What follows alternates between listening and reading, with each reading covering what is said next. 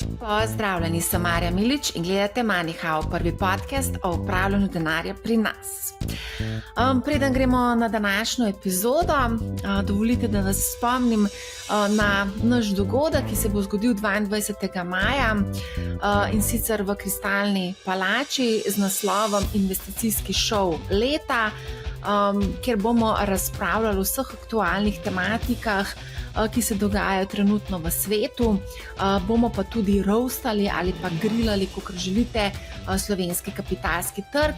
Med gosti je tudi, bo tudi minister za finance, tako da vabeni, da se nam pridružite tudi vi.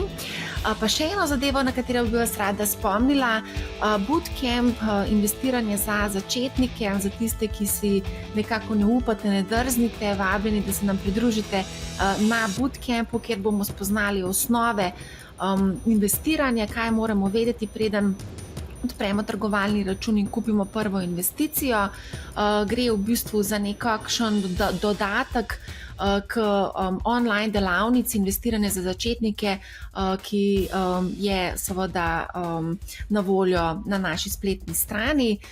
Tukaj pa na bootcampu pa v živo pogledamo nekatere zadeve in pa tudi odgovarjamo na vaša vprašanja. Tako da vabljeni tudi na naš bootcamp. Žal je marčevski termin že zapolnjen, na voljo je samo še aprilski termin, tako da število mest je omejeno, tako da vas vabim, da se prijavite. Gremo na današnjo debato, tokrat z milijonarjem, o milijonih, o vrednosti premoženja in pa tudi o vrednotah.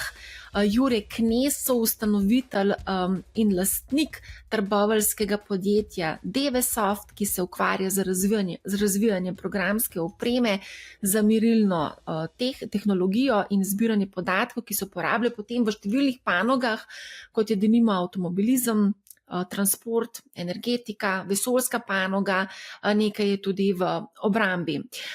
Jure pa je tudi nekak glasni zagovornik, če lahko temu tako rečem, solastništva zaposlenih v podjetjih in o tem sva danes tudi kar precej veliko spregovorila. Poleg tega bi rada še omenila to, da na TEDx Ljubljana je Jure Knez govoril o vrednotah.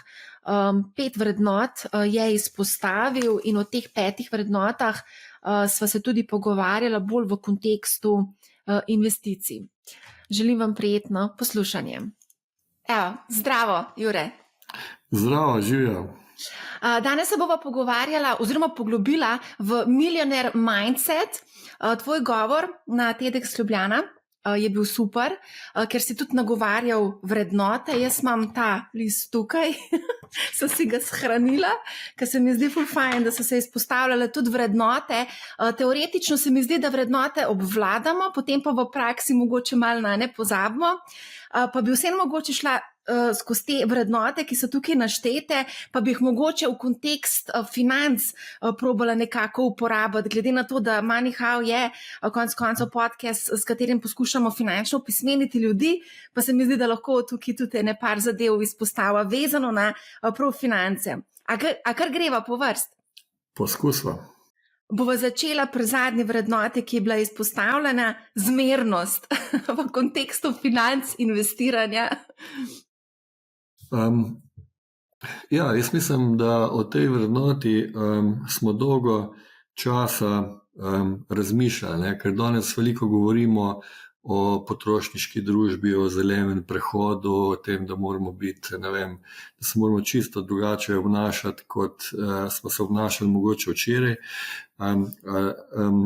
In nekako smo definirali to zmernost kot eno tako vrednoto, ki se mi zdi, da je res lahko vodilo našega delovanja.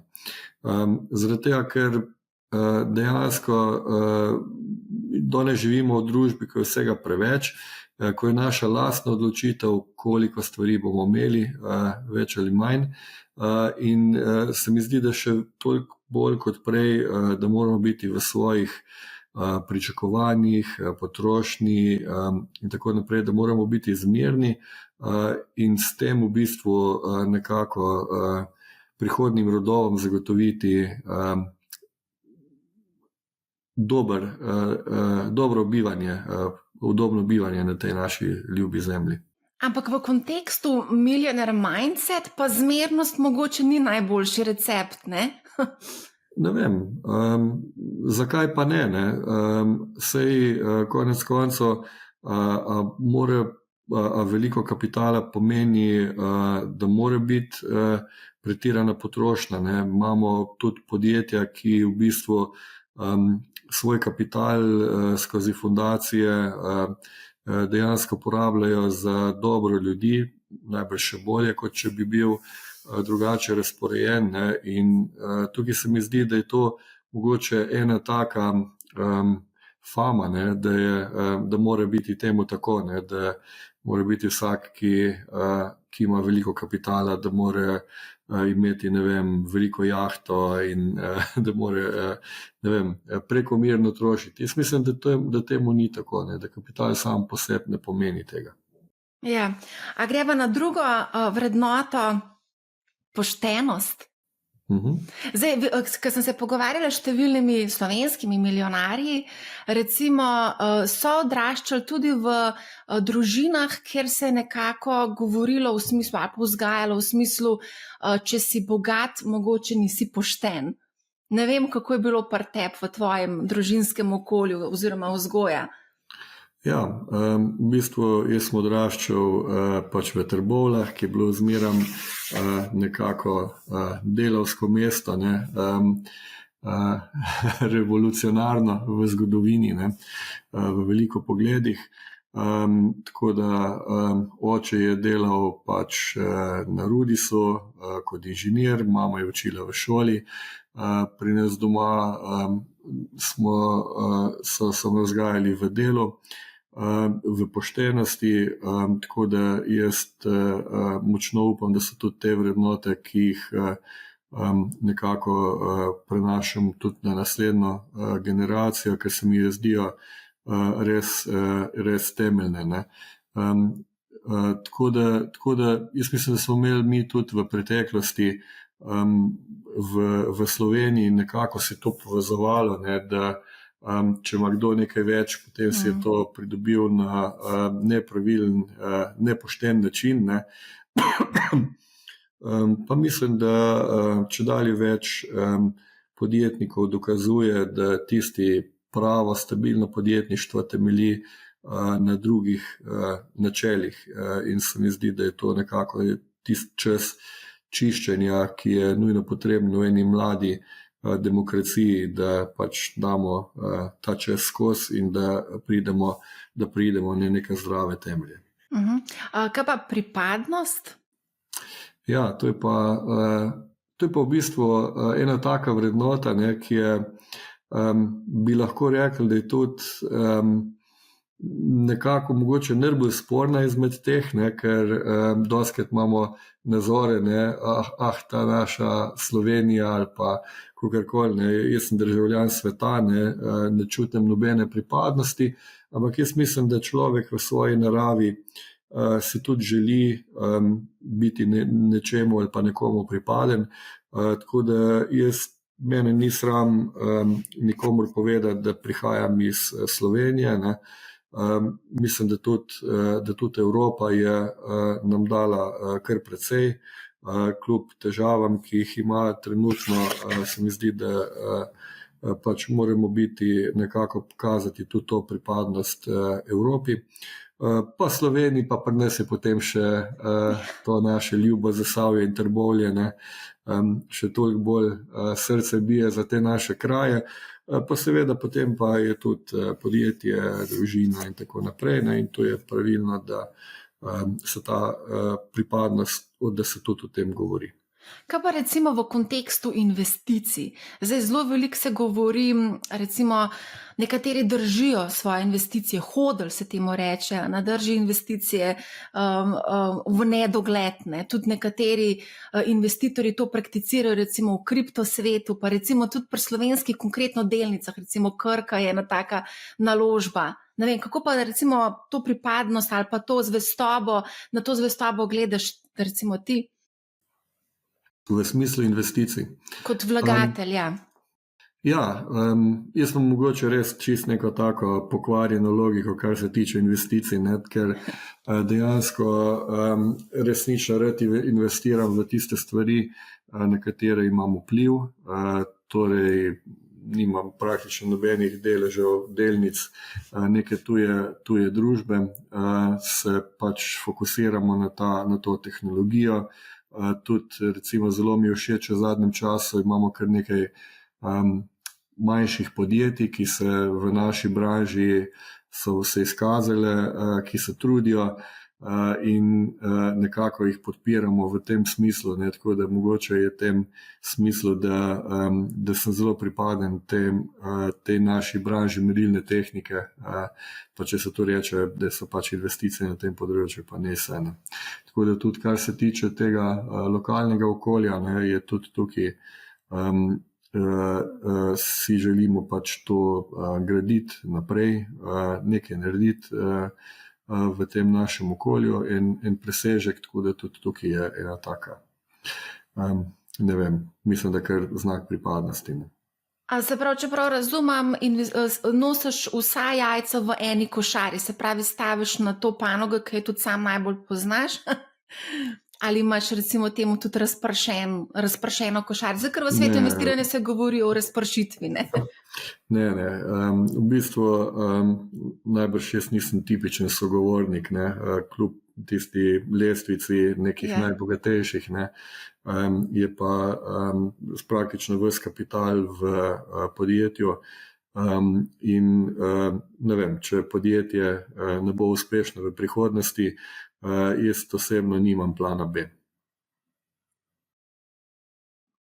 Jaz pa ponovadi pravim, jaz imam plan B, C, D, E za vse možne situacije v življenju, ne? Ker te pač življenje lahko preseneti, ampak ja, če v bistvu staviš na svoje znanje, v svoje podjetje, pol verjetno mogoče niti ne rabiš plana B, ne?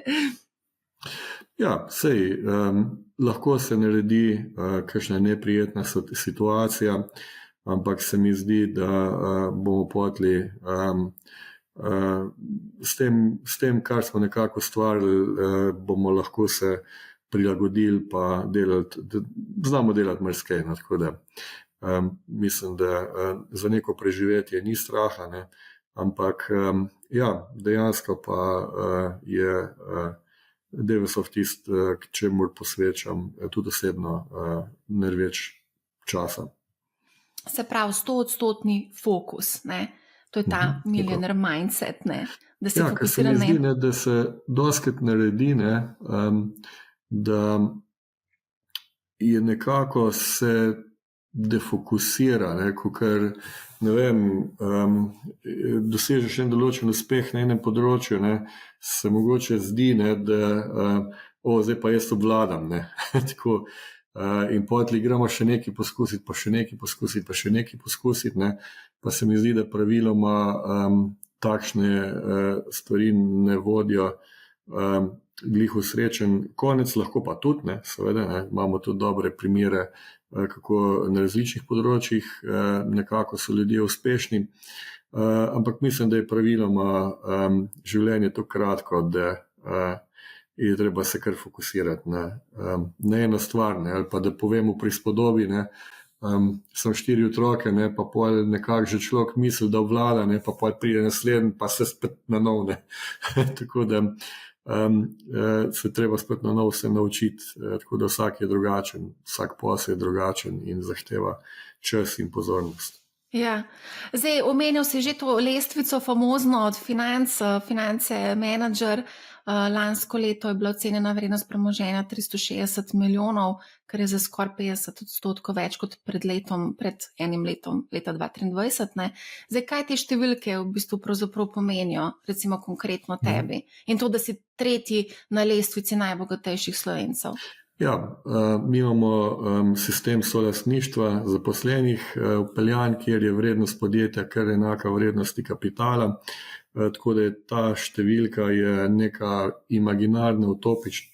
So se potem tudi odločili restrukturirati podjetje v smislu lastništva. 20% je itak v solasti zaposlenih, 80% je pa zdaj v lasti družinskega holdinga, s katere pač v ustrezni zakonodaji bi želeli tudi narediti fundacijo, da je bila še bolj stabilna struktura lastništva. Tako da to je nekako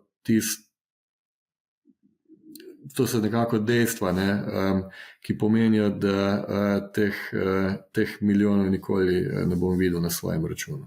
Ja, to si že, mislim, da je večkrat jasno komuniciral, da podjetje ni na prodaj, ne, in da se ne bo prodalo nikoli. Tako je. Tu je v bistvu, se mi zdi, da bolj ko to govorimo, bolj smo zanimivi za kakšne investicije, ker nekako tudi vsi, ko pridejo, vidimo, da delamo že z otroci iz osnovne šole, že iz vrtca naprej, ne, da res poskušamo delati na dolgi rok, nekako stabilno, ne, in potem, ne vem, še danes sem dobil eno ponudbo za nakup podjetja, ne, to je kar pogosto, ne. Ampak dejansko podjetje ni na prodaj, res sem zadovoljen s tako lastniško strukturo, kakor je, in bi želel tudi to ohranjati, ker se mi zdi, da pomeni neko stabilnost, ne, in v tem svetu, ko se tako hitro spreminja, kjer je kapital nekako lahko tudi zelo, ko bi rekel, ima negativne posledice, ne. Jaz mislim, da tudi za lokalno okolje, da mi prodamo podjetje nekemu tujcu, prav gotovo ne bo ga zanimal ta razvoj okolja, razvoj Slovenije, ampak pač ga bo zanimal finančni rezultat. Ja, to sem nekje prebrala, da prihajajo te ponudbe kar precej pogosto. Tako res nora številka je bila, zdaj se ne spomnim, ampak tako, da je bilo kar nekaj ponudb na mesečni ravni. Tako je. To je. Noro. Pa tudi prebrala sem, da v bistvu zdaj, ko se omenja pač tuje lastnike, pa njihov cilj je pač finančni rezultat, ne, da dobiček ni prvo vodilo podjetja. Ne, jaz sem lani nekako malo presenetil mogoče sodelavce, ko sem rekel, da so stranke na prvem mestu, ne, da moramo poskrbeti za to, da so stranke zadovoljne, pa se rekli, kako, ne. Pa ni več važno, da delamo plus. Rekel, ne, ni tako, ne, ker če želimo stranke zadovoljiti na dolgi rok, mora biti podjetje uspešno, da lahko investira naprej, ne, ampak vse moramo pa delati v to, da bodo stranke zadovoljne z našimi storitvami in izdelki, ne, ker nas v bistvu nagradijo z nadaljnjimi naročili, ki nam pomenijo razvoj. Zdaj, omenjeno je bilo to, da so zaposleni solastniki družbe, pa me zanima, zakaj je prišlo pravzaprav sploh do te ideje? Je to na nek način motivacija zaposlenih? Je to način, da se zmanjša fluktuacija? Ja, v bistvu nekako z rastjo podjetja je bilo čedalje bolj očitno, da prihaja do nekega razkoraka med vodstvom pa med zaposlenimi, ko ljudje začnejo izgubivati občutek o delovanju podjetja. Zato smo pač odprli knjige, začeli razlagati poslovanje, potem tudi povabili sodelavce k lastništvu, da vsi gremo na isti breg, ne. Da vsi skrbimo za to, da bo podjetje uspešno. In to je nekako bil res en tak eksperiment, ki se pa je pri nas, ampak z zelo jasnimi pravili, zelo dobro izkazal in še danes deluje. Zdaj, 20%, če sem prav razumela, imajo v lasti zaposleni, ne? Tako. Kakšen je bil pa odziv recimo zaposlenih, ker to ni zdaj običajna praksa v slovenskem okolju, da v bistvu lastniki soustanovitelji nekako razdelijo premoženje oziroma dajo možnost zaposlenim, da postanejo solastniki? Ja, to je bil en ključen moment, ne, da v bistvu nismo mi razdelili premoženja, ampak smo pač ponudili v odkup po vrednosti kapitala. Tu je kar velika razlika, zaradi tega, ker neka stvar, ki je podarjena, je potem samo še nekako neka nagrada pri odhodu in v bistvu ni to smiselno, ne. Odziv je bil pa zelo dober, še danes se kar precejšen velik delež proda zaposlenim, tako da Mislim, da tukaj je posledica tega tudi, da dejansko podjetje iz tedna v teden gledamo, kako deluje, kje imamo težave, kako lahko stvari optimiramo. Ja, in po kakšni ceni potem zaposleni pridobi ta delež? In kako v bistvu sploh sodeluje v tem odkupu oziroma nakupu? Ja, mi imamo vsako leto dve odkupni okni, torej ko so znane polletne in letne bilance. Za osnovo za nakup vzamemo pa kar vrednost kapitala iz bilance stanja. To je zelo nizka valuacija, ampak to tudi pomeni, da ko nekdo zapusti podjetje, mora po vrednosti pač kapitala v tistem trenutku, ko podjetje zapusti, tudi svoj delež prodati. In to je nekako nam je zaradi tega nizkega vrednotenja lahko podjetje preživi tudi nekoliko višje prodaje. Ja, in kakšna je potem v bistvu korist zaposlenega, da drži oziroma a dobi kakšne dividende na ta račun? Ja, seveda. V bistvu torej, če nekdo je kupil vrednost, če nekdo kupil delež v, 2016, ko smo začeli s tem sistemom, je bila vrednost deleža tam nekje okoli 100 evrov na en delež, danes je pa vrednost 900, tako da je to bila kar lepa rast, zaradi tega, ker recimo, če danes proda, bo prodal po vrednosti, po današnji vrednosti kapitala.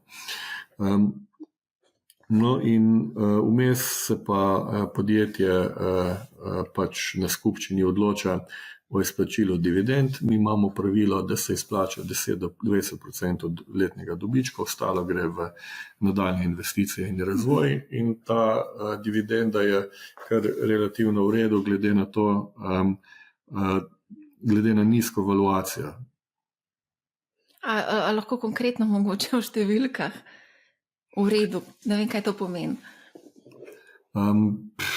To bi mogel pa zelo malo izračunati, koliko je to na delež, takole na pamet pa ne bom tega vedel iz glave. Zaposleni so zadovoljni? Ja, sej dejstvo je že to, da v bistvu nam vsako leto se k temu sistemu pridruži kar lepo število novih solastnikov, pa tudi obstoječi solastniki kar precej še investirajo v deleže. Ampak verjetno je bilo treba zaposlene vseeno malo izobraziti o tem, kaj to pravzaprav pomeni. Ali je bilo vsekakor, to? Ja. In tudi to je treba ponavljati skozi, da ni čist jasno, ko je bilanca stanja, izkaz poslovnega izpeha, kako se te številke nekako povezujejo, in to izobraževanje je nujno, ampak to pomeni tudi, da zaposleni bolj razumejo poslovanje podjetja, zakaj so pomembne določene stvari, zakaj je pomembna finančna stabilnost, in potem tudi lažje upravljajo svoje vsakodnevno delo. Tudi verjetno so bolj motivirani, mogoče večji dobiček, a ne? Ja, imamo sistem nagrajevanja, dividende, tako da v bistvu se kar lep del dodane vrednosti razdeli v obliki nagrad, pa v obliki potem še dividend. Koliko je trenutno zaposlenih v podjetju? Po celem svetu 400, v Trbovljah pa 200. Od teh 200 zaposlenih, koliko je vključenih v to solastništvo? Procentualno? Nekaj več kot 100. Aha, se pravi 50% zaposlenih je vključenih v to.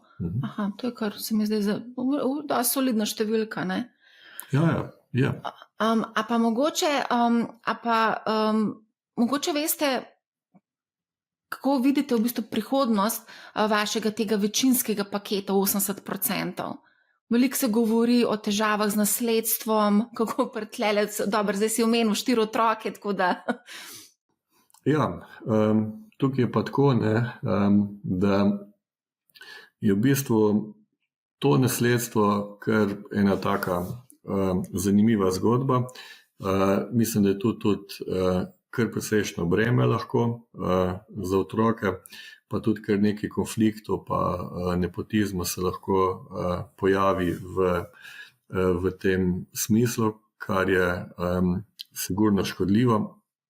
Tako da imamo mi jasna pravila, da imajo otroci enakovredne možnosti, lahko se zaposlijo v podjetju, ni nobene težave, morajo iti pa na razgovor, pa morajo v bistvu so tretirani kot vsi ostali. Tako da v bistvu je, ne vem, imamo tudi v podjetju kuhinjo, najstarejša hčerka je študirala slaščičarstvo v Londonu, pa je potem nekako se odločila, da je prišla nazaj in zdaj nas razveseljuje s slaščicami in uživa v tem, ne. Potem je najstarejši sin, torej mlajši od Nine, Luka, je nekaj časa bil zdaj zaposlen v podjetju, že tudi kot član marketinga, zdaj pa rekel v letošnjem letu, da hoče preizkusiti svojo poslovno pot samostojno in tako da se podaja na samostojno pot, grafično oblikovanje, pa video vsebine, pa tako naprej, ne. Mislim, da je dober in da seveda mu želim vse najlepše, najboljše na svoji poslovni poti, da bo našel sebe, tako da vedno je tudi dobrodošel nazaj, seveda, če pride skozi izbore, ne. Ampak jaz verjamem, da to nekako tudi tem našim vodjam, ki so običajno že dolga leta v podjetju, daje neka vrsta stabilnost, da bojo vedeli, da je ta profesionalno vodenje spodbujano in da lahko tudi kateri od otrok prevzame kakšno vodilno funkcijo, ampak z istimi možnostmi kot vsi ostali. Tako da to je nekako ta politika, kar se tiče vodenja. Mislim, da v Sloveniji imamo še kar zelo pojme zmešane, ne, ta lastniško upravljanje, ne, pa profesionalno upravljanje podjetij, da sta to dva ločena svetova. Seveda v prvi generaciji je to zelo pomešano, prepleteno, ampak v drugih generacijah, tretjih generacijah pa je potrebno vedeti, da so to dve stvari. Tako da, kar se tiče pa lastništva, je ta družinski holding ima zelo jasna pravila. Tudi podpisali smo družinsko ustavo, ki nekako predpisuje način delovanja, tudi te temeljne vrednote, ki jih poudarjamo, da mora podjetje poskrbeti za stranke, za zaposlene, za okolje, da se to daje na prvo mesto. Tako sem pa že rekel, pa imam željo tudi, da bi tu v prihodnosti tudi nekoliko spremenil, pa bi en delež iz tega holdinga dal na fundacijo. Fundacija je oblika, ki je v tujini zelo znana, Bosch, Maersk, Novo Nordisk in tako naprej. So podjetja, ki so izredno uspešna, ki delujejo že nekatera krepko več kot 100 let v obliki fundacije, ki pa nima lastnika, ima pa nek cilj. Pri nas je ta cilj določen kot spodbujanje podjetništva v Sloveniji pa razvoj Zasavja, za kar se tudi že zdaj namenja določena sredstva.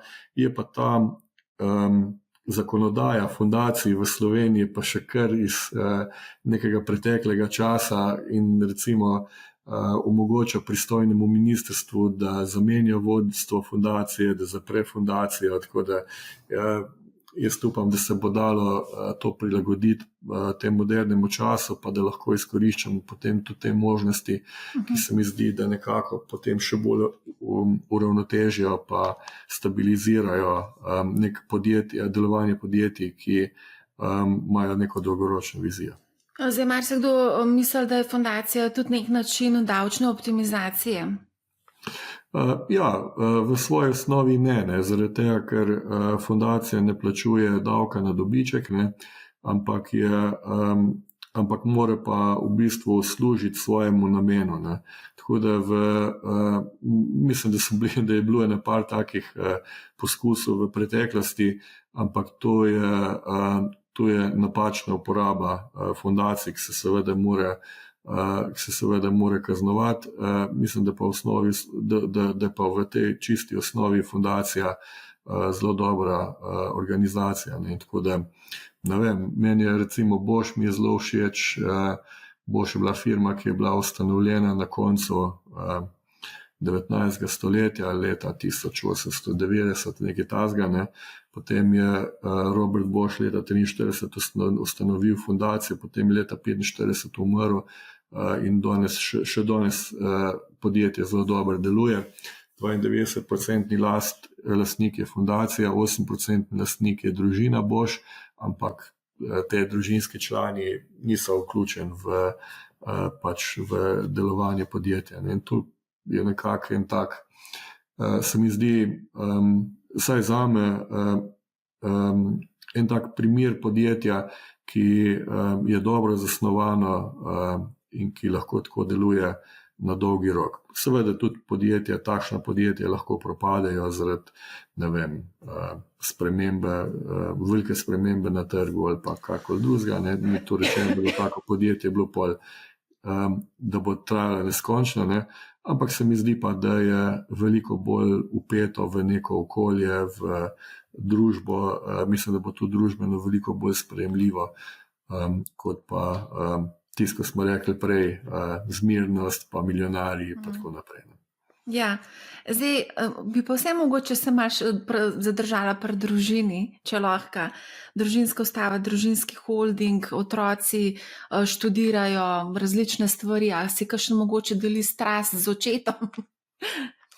Ja, jaz mislim, da so kar fante kar zanima tehnika, mlajša dva sta še v srednji šoli, tako da bomo videli, kam jih zanese življenjska pot.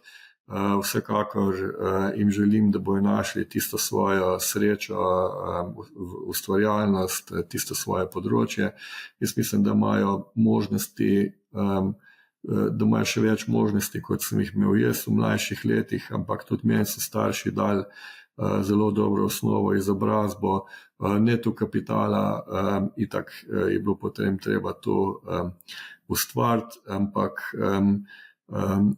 ena taka trdna osnova sem pa še vse en dobo. In to je tisto, ne, da uspeh se ne meri v denarju, ne, pa sreča se ne meri v denarju, ne, sreča je drugje. Ne, in to je, za mene je v bistvu en tak ključen element je ustvarjanje nečesa novega, in to je tisto, kar že od samega začetka je neko tako moje življenjski cilj, vodilo, motivacija, ko še danes se čisto nič ne spremeni, kljub temu, recimo, da načeloma ne bi bilo najbrž mi več treba delati, kolegice, ki vodijo podjetje, so povsem v redu, ne, ampak jaz mislim, da dokler me bojo gledali, bom še z veseljem soustvaril.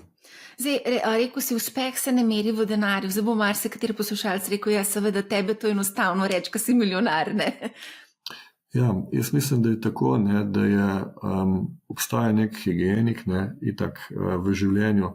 Danes so, recimo za mlade, se mi zdi, da kar težki časi, ker že samo, da nekako, da rešijo svoj stanovanjski problem, je to izredno drago napram plači, ki jih nekako se da zaslužiti normalno, ne. Tako da tisto seveda, če je nekdo pod nekim pragom prihodkov, ki omogoča normalno življenje, je to prav gotovo težko, ne. Ampak ko pa nekako to dosežeš, so pa druge stvari, ki so zagotovo veliko bolj pomembne. Pa mogoče v eni fazi predstavlja kapital celo breme. Kako pa si recimo finančno opismenil svoje otroke?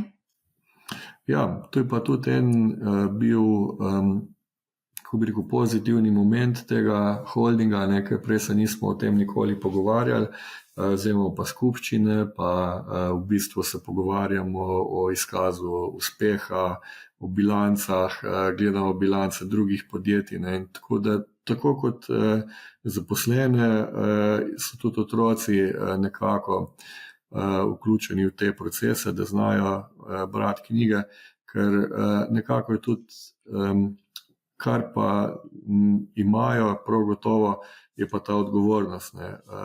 Ker Dewesoft je v tem smislu kar zahtevno podjetje, ker delamo izdelke visoke tehnologije, ki je kar težko razumeti, in potem je tudi pri otrocih obstaja nek strah, ne. Jaz rad hodim v hribe, ne, in pol pravi, ko pa če ti dol nekje z ene skale padel, komu pa pol, ne.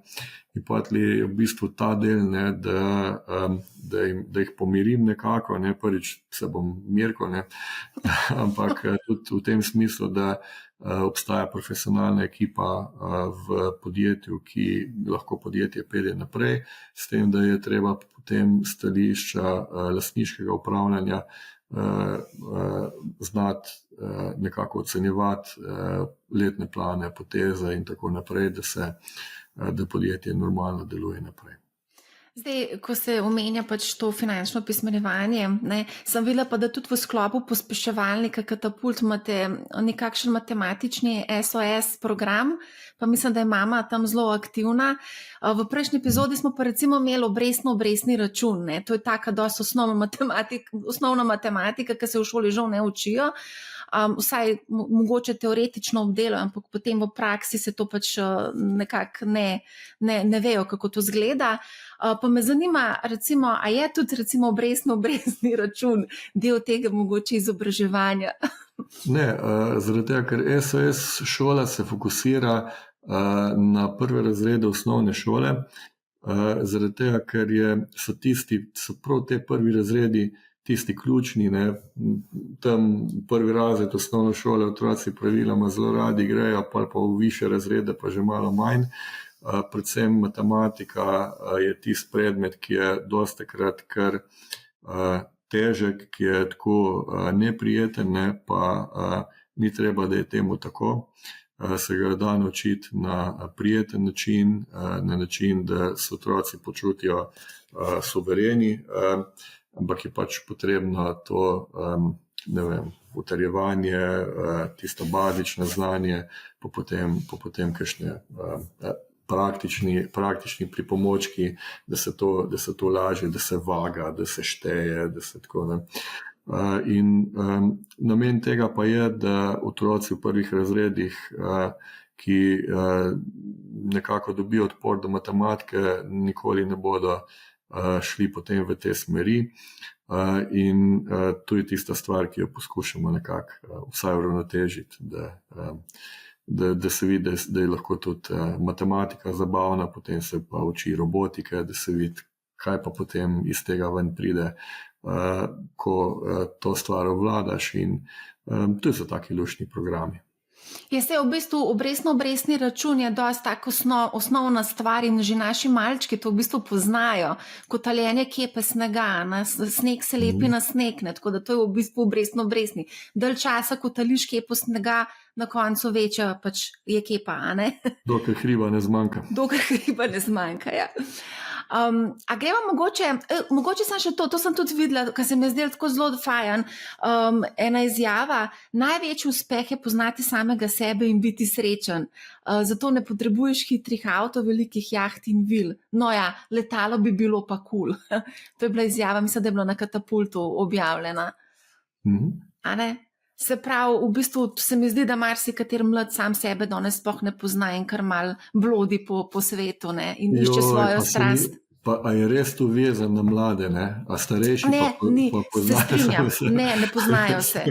Ne, ni vezano na mlade. Blodimo. Pa nekako, tako z leti razmišljaš, da si že neki prišel na neko določeno stopnjo, ne, pa se pa spet vse spremeni, ne, a ni tako? Ja, se strinjam, ja. To je neskončen proces, ne. Sej to je čisto v redu, življenje je dinamično, ne rabimo imeti malo je treba malo adrenalina v življenju, malo dinamike, a ni? Tako, prav gotovo. A lahko skočimo mogoče na to aktualno temo, Trump, carine, vojne, kako zdaj gledate na DV-softu, kako ti gledaš na v bistvu vso to negotovost, ki jo konec koncev prinaša Trump? Ja, v bistvu je zdaj res eno tako težko obdobje, ne, tudi za nas, zaradi tega, ker je zelo očitno, da se svet polarizira. Začeli se vse z Rusijo, v Rusiji smo mogli podjetje ugasniti, prekiniti sodelovanje z našimi zaposlenimi. Tudi na Kitajskem se Kitajska tudi čedalje bolj zapira, čedalje več vlaga v lastne tehnologije. Ta program Made in China 2025 za nas pomeni, da ima recimo čist kitajska podjetja, ki se borijo za posel na istem, ne vem, v kakšnih paradržavnih ali pa državnih podjetjih, inštitucijah, ima kar po defaulti se šteje, kot da je njihova cena 20% nižja, potem se pa primerja z našo. Tako da je tukaj ta konkurenca kar nelojalna. Ne.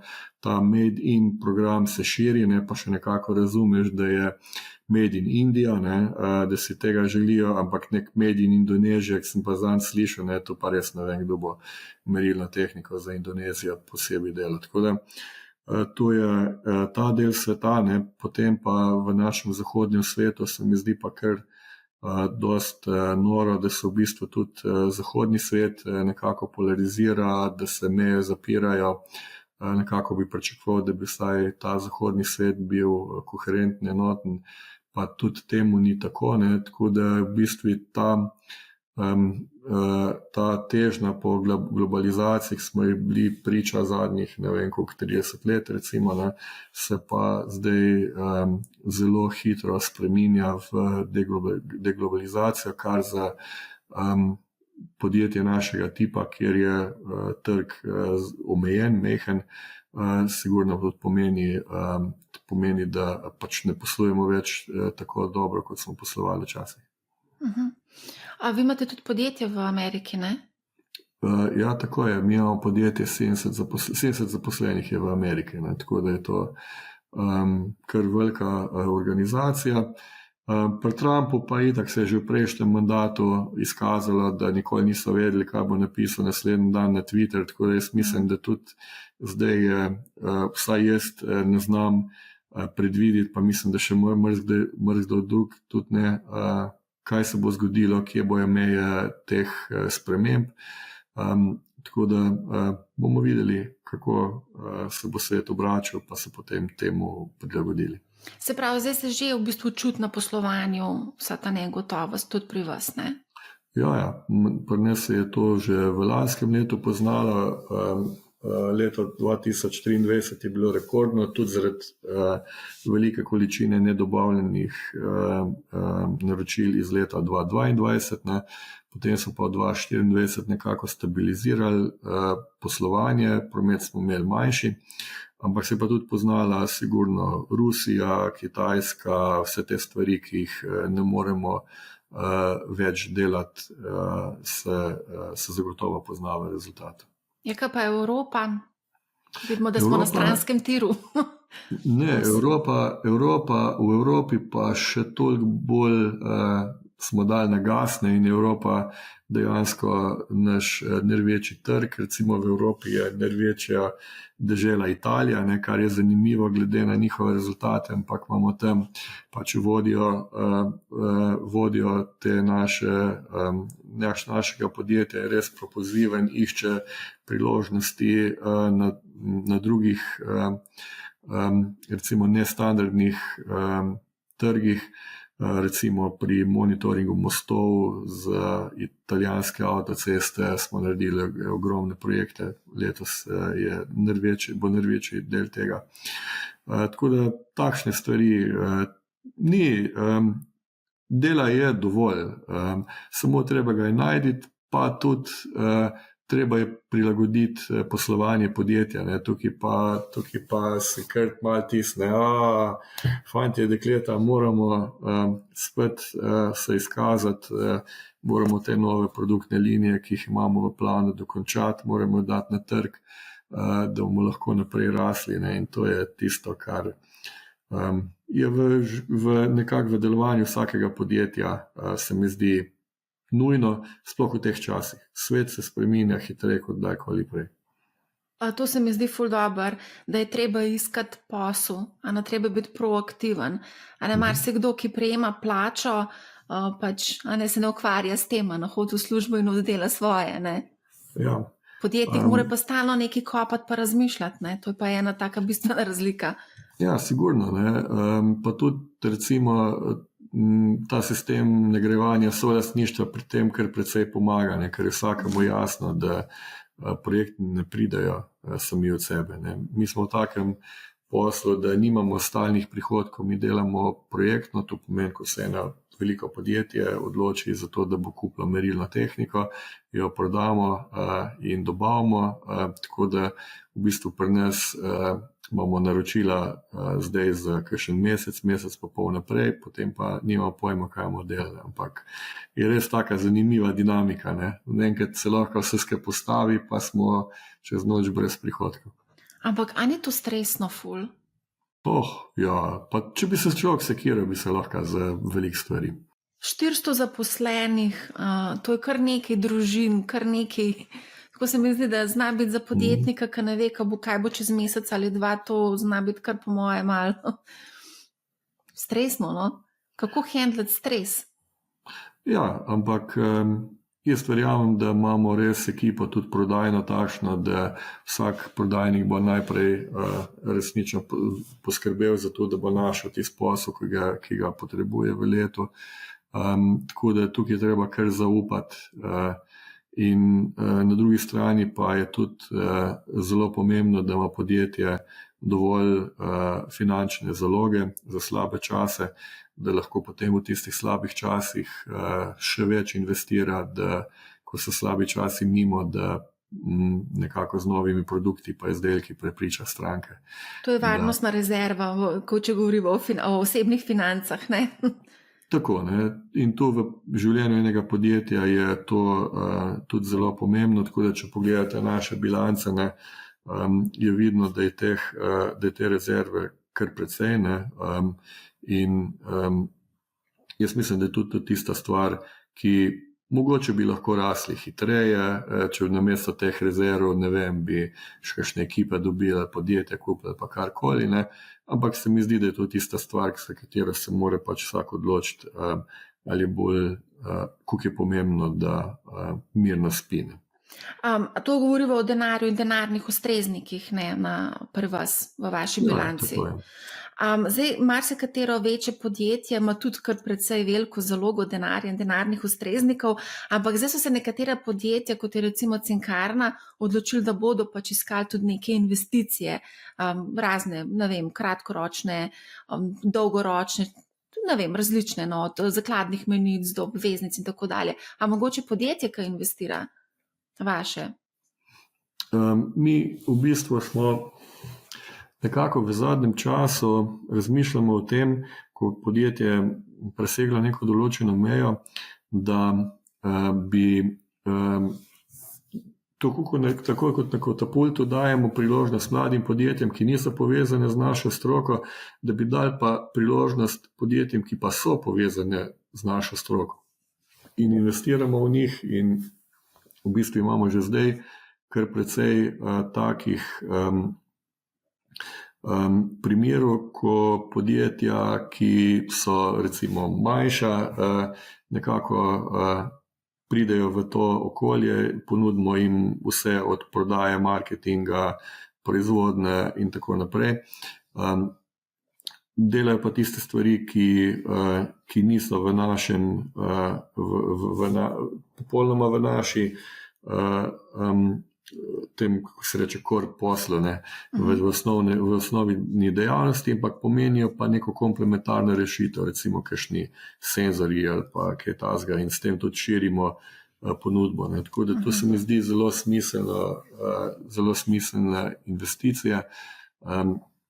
ki znajo na dolgi rok tudi pomeniti kar precej veliko stabilnost. Fajn je pa tudi, da ta podjetja, ne, ki so 10-15 zaposlenih, da živijo neko svoje življenje, da imajo svojo davčno številko, svojo bilanco stanja, izkaz uspeha, tudi solastniki so v tistem delu podjetja.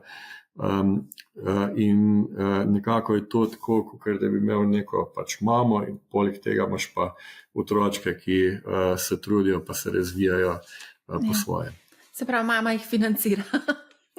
Mama investira v njih, ne, in potem, ampak so pa odgovorne, morajo biti pa odgovorne same zase. Ja. Ne, se razumem. A lahko mogoče sam greva še malo na panoge, v katerih delujete, so zanimive, tudi nekatere so kar precej na udaru, sploh recimo avtomobilizem, ne. Obramba, recimo zdaj se zelo veliko govori o tem, delnice obrambnih podjetij nekatere so kar precej eksplodirale, transport, energetika, vesoljska panoga, to so vse take zelo aktualne panoge. Kje je tukaj največ izzivov za vas? V kateri panogi? Ja, avtomobilska industrija je bila za nas pomembna, ne? Pa še kar je pomembna, ampak mi imamo to srečo, da smo dejansko in geografsko in po panogah zelo razdeljeni in ta diversifikacija nam pomeni, da če en kontinent mogoče trpi, da pa potem nekje drugje se pojavljajo poslovne priložnosti in tudi po panogah v določenih časih je ena panoga močnejša, v drugih časih je druga in to, da naše merilne inštrumente se lahko uporablja v različnih aplikacijah, v različnih panogah, nam pa prinaša kar veliko stabilnost. Tako da zdaj recimo, imamo priložnosti nove, ki se pojavljajo, oil and gas, ta zelene energije, to so tiste stvari, v katere bomo zagotovo v prihodnosti še več vlagali. Ampak tako, čisto realno, ne, če pogledam, ljudje se bojo še kar z avti vozili. Dokler se bojo ljudje z avti vozili, bojo sigurno neke firme, kakor bojo te avte delale. Kakor bojo te firme, ko bojo te avte delale, pol bojo jih tudi razvijale, ne. In potem bojo rabili tudi merilne inštrumente. Tako da dokler ne bomo začeli peš hoditi ali pa z drugimi sredstvi, bo ta industrija še kar živela. Lahko enkrat v krizi, manjši, večji, lahko v določenem času, kot smo že videli, ne, ljudje se odločijo, da bojo varčevali, ne bojo kupovali avto, ampak čas gre naprej, avti se starajo, enkrat jih bo treba zamenjati. Je kaj pa obrambna panoga, zdaj se o tem zelo veliko govori, pa tudi velike investicije se obetajo. Ja, to je pa ena taka panoga, ker pa tako po naravi meni osebno ni blizu, mi imamo podjetju nekako, pa delamo tudi za nekaj za to industrijo, predvsem to aerospace pa defense je včasih meja zelo tanka, ampak delamo pa, smo rekli, da ne bomo delali nič specifičnega za obrambno industrijo, ne, ampak bomo pač tiste inštrumente, ki jih imamo na voljo, pač prodajamo v okviru omejitev, ki jih imamo. Ampak standardne inštrumente. Prej sem pozabila vprašati, ko sva se pogovarjala o solastništvu, a ste mogoče kdaj razmišljali o IPO-ju, a je to sploh nekje v glavi, obstaja možnost? Ker to si nekako želijo, ne, z Ljubljanska borza in tudi konec koncev vlada razvoj trga kapitala. Ne, ampak za nas ni smiselno, ne, zaradi tega, ker si želimo, da so solastniki res tisti, ki so aktivno udeleženi pri pač kreaciji uspeha podjetja. Ne. Torej, tudi nekdo, ki zapusti podjetje, je obvezen prodaji deleža. To pomeni, da bo podjetje vedno imelo aktivno lastništvo. A lahko mogoče sam še skočiva na eno zadevo, marsikdo, zdaj se je omenil sina, ki se je odpravljal oziroma je že na samostojni podjetniški poti, marsikdo pa okleva, ne upa, strah ga je odpovedati se svoji plači in iti na svoje in služiti kruh na trgu. A imava kakšno spodbudno besedo, ker mislim, da je bila prvi podjetniški podvig je bil čist nekaj drugega. Če sem prav prebrala, je bilo nekaj izdelava volanov za računalniške igrice. Ja, ampak to je bil v srednji šoli, na fakulteti, je bil en tak hobi. Ja, jaz mislim, da je, če gledam nazaj, to svojo pot, pa če bi si lahko zbral, da bi šel nazaj, pa bi jo še enkrat prehodil, se ne bi odločil za nič drugega.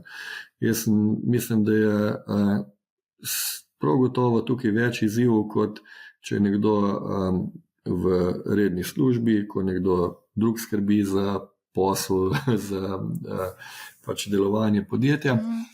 Ampak samostojna pot ti prinese tudi prednosti, ne. Ena izmed njih je svoboda. Ta stvar je tista, ki meni osebno ogromno pomeni, tudi svoboda odločitve, da lahko potem res delam tiste stvari, pa ustvarjam na področjih, ki so mi všeč.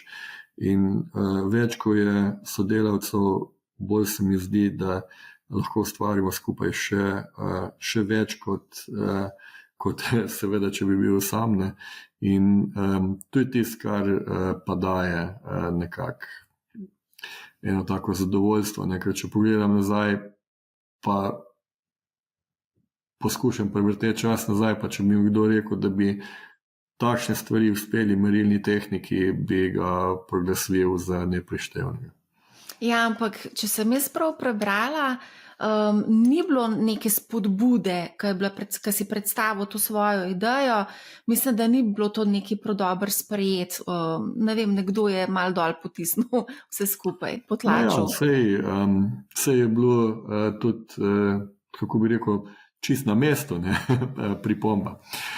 Se smo z nule začeli, ne, ampak pač dolg časa se gre v eno smer, pa nekam prideš. Ja, ampak, ker si zdaj rekel svoboda odločitve, se mi zdi, da če imaš neko finančno zaledje, če imaš neko zalogo, če imaš urejene finance, imaš možnost svobodne odločitve. Dejansko si veliko bolj svoboden, kot pa če si v bistvu nekje, če nimaš urejene finance, če si zadolžen, če hodiš v službo, si nesrečen in tako dalje. Ne? Ja, ampak je tako, ne, da v vsakem primeru, ne, recimo, če jaz gledam svojo pot, ne, sta mi oče in mama dala neko tako res lepo okolje za odraščati, dala sta mi vrednote, izobrazbo, torej študij v Ljubljani, pa je pa ata dal še zraven za polovico avta, ker ni hotel, da bi se z Lado Samaro vozil okoli. Tako da to je bilo, to sem dobil od staršev. Potli pa res se mi zdi, da vprašanje vsakega posameznika danes, v današnji dobi imamo veliko boljše možnosti, kot kdajkoli v preteklosti. Jaz mislim, da če je nekdo resnično ima idejo, ima vztrajnost, jo zna predstaviti, zna pridobiti ekipo, da v današnjem času tudi finance niso taka velika težava. Denarja za nove ideje je ogromno. In se mi zdi, da je bolj stvar odločitve, ali nekdo hoče potem zrastiti z lastnimi sredstvi, vzame financiranje, kakorkoli. Tako da v tem startup svetu sem vsako leto resnično pozitivno presenečen nad vsemi temi stvarmi, ki se dogajajo, pa se mi zdi, da nam idej ne bo zmanjkalo v prihodnosti, da se nam ni zabati za to, da mladi ne bi znali najti svoje poti. Ja. Za konec mogoče, kakšni so tvoji osebni cilji, želje, načrti? Ne vem, se mi zdi, da resnično najbolj uživam v tem, da te naše črno-oranžne inštrumentke še nekako kar naprej razvijam. V veliko veselje so mi potovanja po svetu, tudi ne vem, meni največje veselje mi je do strank pa videti, pa delati z njimi, pa videti, kako to uporabljajo, kaj delajo, ali ne bo to neko vesoljsko izstrelišče, ali bo to neka avtomobilska industrija, ali pa nek rudnik tam v Braziliji, se ni važno, ne. To se meni dogaja na polno. Ne. Tako da iz tega ven se mi zdi, da pol tudi pridejo nove ideje, kaj še delati v življenju. Tako da poleg tega je tudi delo z mladimi tisto, kar nekako te napaja, ti daje tudi nazaj dost spodbude. Tako da ta razvoj okolja se mi zdi, da je tudi ena taka stvar, ki je zelo pomembna. Recimo ta, ne, začela sva z vrednotami, pa lahko z vrednotami tudi končamo. Ne. To je en tak res lep projekt, ne, ko razmišljaš, kaj bi lahko v Sloveniji naredili, da nam bi bilo lepše. In če pogledamo te vrednote, pa si zamislimo, da bi vsi živeli po teh vrednotah, jaz mislim, da bi imeli res raj na zemlji. Ja, imamo še dve vrednoti, zaupanje in spoštovanje ter medsebojna pomoč. Ja, ta medsebojna pomoč se mi zdi, da je dosti enostavna, zaradi tega, ker smo Slovenci svetovni prvaki v tem, ne, da če komu težko, da priskočimo na pomoč, seveda so tukaj pač možnosti omejene, ne. Mislim, da tukaj res velja neki en tak zakon množice. Se mi zdi, da smo imeli pri teh vseh naravnih nesrečah res en moment, ko te sopomoči, ki se je res izkazala, pa potem bila nekako, je nekako zvodenela v teh političnih akcijah nesrečnih.